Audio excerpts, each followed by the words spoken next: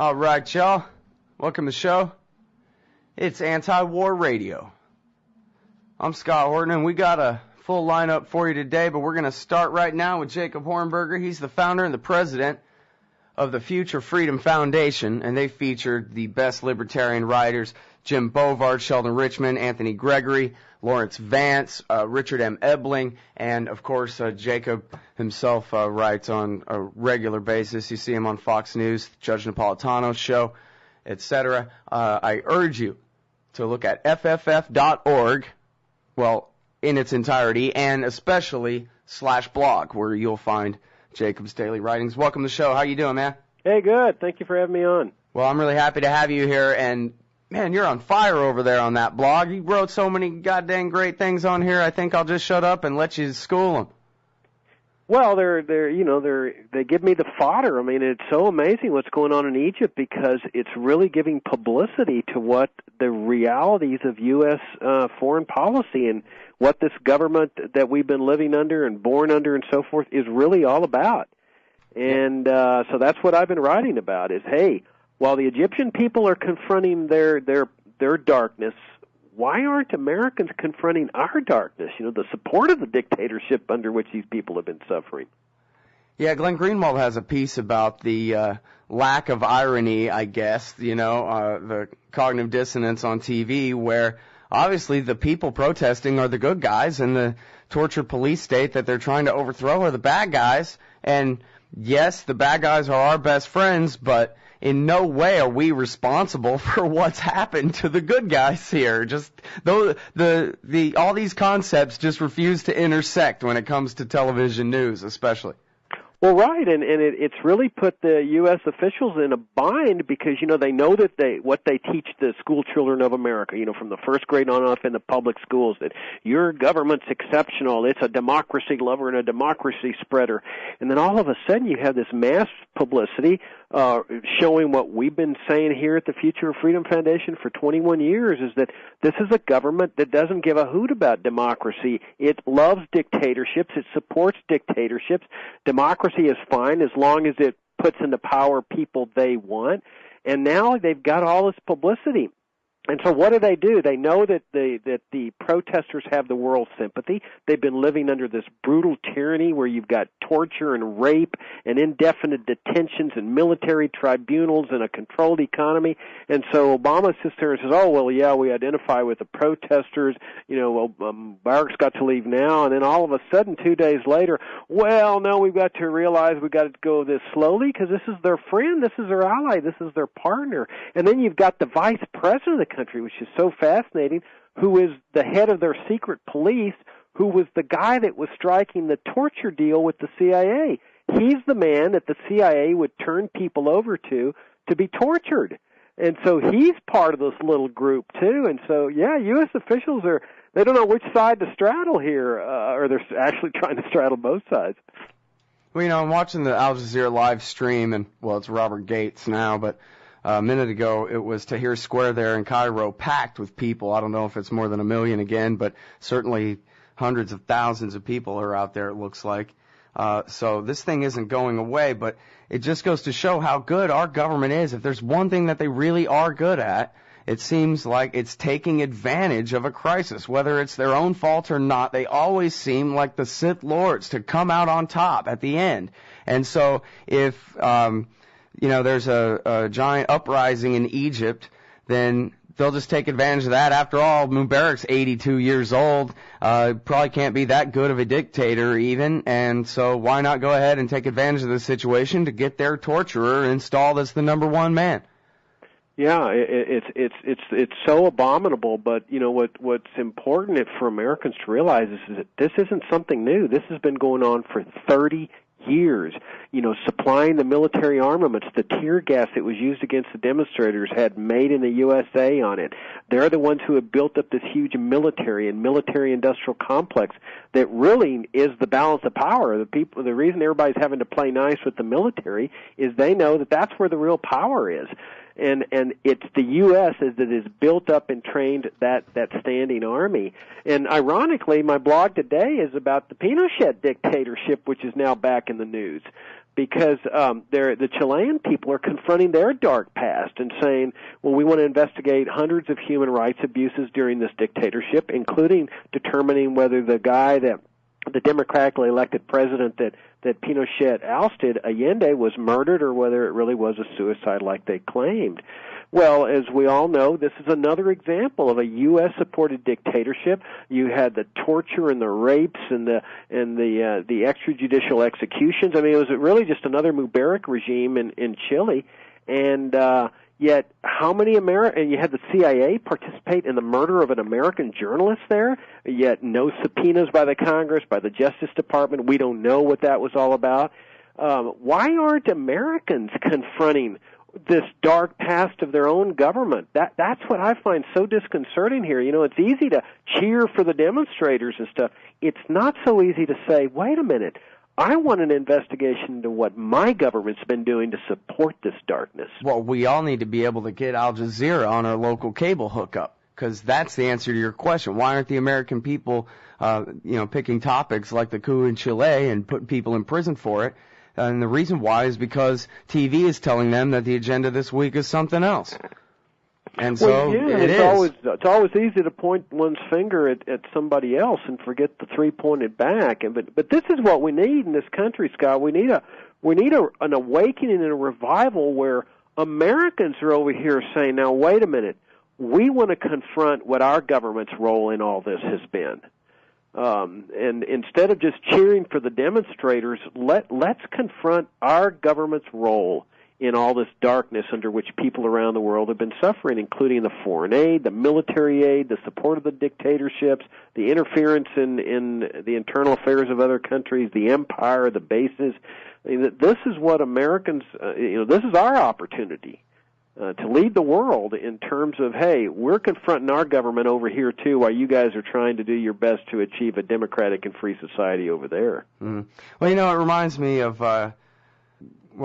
it's kind of this thing I've been on the past few days, really, is how easy to imagine, if, say, for example, after the Cold War, we had just decided, the people then had decided to live up to their principles instead of embracing world empire. And if the last 20 years had gone by, this 20 years that you've been trying to say, the last 20 years that are 2/3 of Hosni Mubarak's reign and the history of the Future Freedom Foundation trying to oppose these things, what if we'd had a Hornbergerian foreign policy these last 20 years, and what might the Egyptians think of America at this point?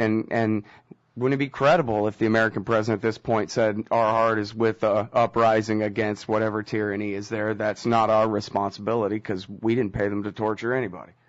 Well, that's the thing, is that, this is why Americans need to be starting to think about libertarianism all across the board. A libertarian economic policy which produces, wealth and prosperity and capital and harmonizes people's interests as compared to this socialistic welfare state and interventionism, the drug war and stuff. But they need to also now start thinking about libertarian foreign policy, which means that there would be no foreign aid to any regime, Israel, Egypt, Jordan, Argentina, just no foreign aid at all. That's just international welfare. That's what leads to the charges of the corruption, the money getting into the pockets of the privileged and so forth. No military aid to any regime. So, okay, does that mean that bad things are no longer going to happen around the world? No, of course not. You could still have a dictatorship in Egypt, but then it's their responsibility, their problem. And then, so if things go wrong and there's a dictatorship that oppresses people, the anger and the hatred is not directed toward the United States because our government has had no role in this. So what we say is, it's not the role of the government to take the side of the protesters, to get involved over there. It's not the role of the government to support the dictatorship. Just butt out and liberate the private sector, the American people, to travel and trade around with the people of the world. Sounds good to me. If America didn't police the world, or even just euphemisms aside, maintain our world empire, how much worse off would we be? Wouldn't the price of oil be much higher, and we wouldn't get all that cheap labor, and so our prices of everything would be higher, and we'd have, China and Russia and Europe working against us to invade us and overthrow us, and we have to do this, right? Well, the terrorists and all that. Well, that's the rationale of the empire, the huge military, the Cold War military, the military-industrial complex. That's their implication, that without the big standing military force and the whole military-industrial complex and all the overseas bases and the interventions and assassinations and coups and so supportive dictatorships, that the world would be this chaotic thing and America would fall to the communists and the terrorists and the drug dealers and so forth. Well, it's absolute nonsense. They use that rationale to scare people into justifying their existence. Actually, the world would be very, very naturally running and harmonious if the libertarian paradigm were adopted. And keep in mind that the libertarian paradigm is nothing more than what the American paradigm was when America got founded. These were our founding principles. John Quincy Adams tells Congress, America does not go abroad in search of monsters to destroy. What he's saying is the U.S. government doesn't go abroad to search out, dictators that are oppressing their people and ousting through regime change operations, assassinations, and so forth, like they've, tried with Cuba for some 50, 60 years. That instead we're the well-wisher of people everywhere, but then they also had the idea of open borders that said, look, if people are suffering tyranny or oppression or starvation, famine, our government's not going to come and save you. We're not going to get our government involved. But if you want to get out, you're able to get out and escape this, there will always be a country that you can go to that will not forcibly repatriate you to the country that you fled from. And that was the ideal. That was the dream. Well, to me, that is the ideal. And so you have a world in which, there may be tyranny, there may be dictatorships, but it's a world where the American private sector is not isolated anymore. There's no more walls. There's no more, embargoes, sanctions like against Cuba and Iran, where Americans can travel and trade and have cultural exchanges. The people of the world love Americans. They absolutely love Americans. The American private sector is the greatest diplomats our country could ever have. They just hate the U.S. government for its duplicity, its hypocrisy, its double dealing, its support of oppressive dictatorships, and so we've got it backwards, Scott, with this paradigm that we're operating under. They're isolating the private sector, and they're expanding the reach of the military and the government. We need to do the opposite. We need to rein in the government, dismantle the empire, liberate the American people. All right, now so let's put aside like the bogus threats that the Japanese are going to invade us and take us over and all the, ridiculous scaremongering. But what about specifically the belief that, hey, come on, your way of life depends on this, that basically when it comes down to it, your prices would be much higher if our government wasn't securing the oil, making sure to prop up countries that are going to have favorable trade deals with us and these kinds of things, that ultimately we'd all be much worse off without it. And that part really is true, they say. Well, the reason I really, because I've heard that from so many just regular people, you know what I mean? That's their argument to me. And so that's the point I think really needs challenging the most. Well, one thing is the moral argument, that even if that were true, is there a moral justification for the government to be invading and occupying countries, killing them, so that Americans have the benefit of cheap oil? And I would argue absolutely not. But I'd also argue that God has created a consistent universe, that it's these interventions that actually increase the price of oil or other commodities and so forth. They disrupt supplies. They disrupt the natural sequence of things. When people have oil, they generally don't like sitting on it. They like to make money, and the only way they can make money is by selling it. And so in the absence of all this intervention as an empire, you have a naturally flowing system where you have people in countries that may be ruled by dictatorships where the government owns the natural resources that are selling in order to magnify their situation. Well, it's no different. It's the natural laws of supply and demand that would be harmonizing people's interests. It's when the interventions occur that those are when the supplies are interrupted. Then all of a sudden people get angry and they're not going to furnish oil or whatever, and the price skyrockets. It's the interventionism itself that causes the price to artificially soar and increase. We see that with when the government imposes price controls.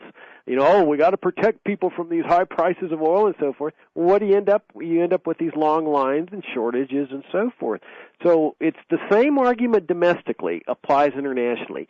Leave the government out of the marketplace. Laissez-faire, laissez-passer. Let it be. Let it function naturally. Then that's when you see prices naturally flowing the way they would in accordance with laws of supply and demand. If the price goes up, that simply means demand's going up or supply is going down. Everybody can handle that. It's when the intervention gets into place that artificially causes the price to go up. That's the problem here. Mm-hmm. Well, and you bomb Iraq, you intervene in Iraq, and you empower your enemies, the Iranians. You intervene in Lebanon because, face it, Israel and America are the same thing. You get Hezbollah. You intervene in Gaza. You get more Hamas. You intervene propping up dictators in Iran and in Egypt. Eventually, you get a revolution. Jason Ditz was on the show yesterday talking about how we're building up, as poorly as it's going, we're trying to build up an Afghan army that the government of Afghanistan could never support in a million years. Created this giant artificial bubble of Northern Alliance power in Afghanistan, basically.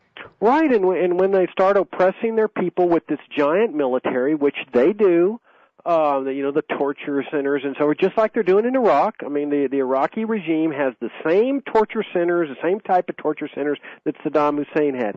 Well, then where is the anger and hatred directed when the victims of this torture decide to retaliate? Well, part of it's directed toward their own dictatorial regime, but inevitably it's directed toward the U.S. government that is responsible for bringing this powerful military into existence in Afghanistan, supporting the dictatorial regime there, or in Iraq, having brought it into existence with its invasion.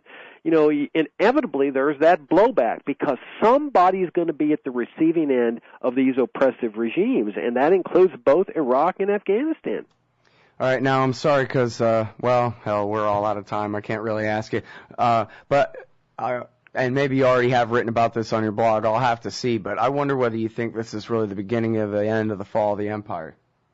Well, I hope so. But, really it takes an awakening of the American people. And that's what we're trying to do here at FFF and have for a long time is prick the conscience of the American people. It's up to us to confront our government just as the Egyptian people are confronting their government. If we do that, then this may be the beginning of a great awakening and a positive development for liberty in the world.